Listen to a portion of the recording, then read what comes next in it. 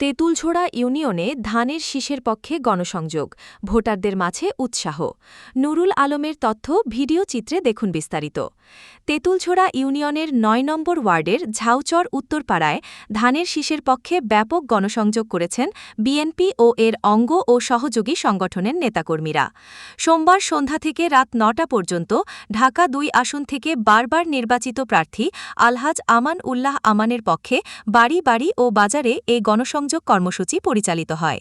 এ সময় নেতাকর্মীরা ভোটারদের সঙ্গে কথা বলেন এবং ধানের শীষে ভোট দেওয়ার আহ্বান জানান।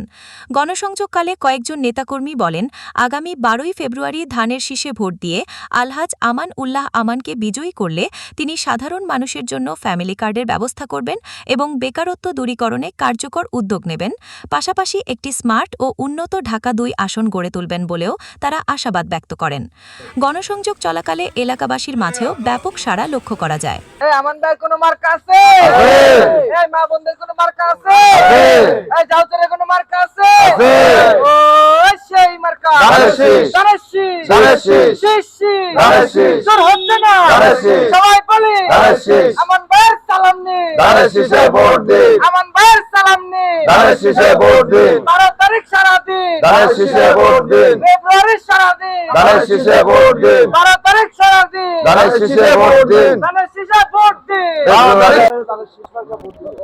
ঠিক আছে।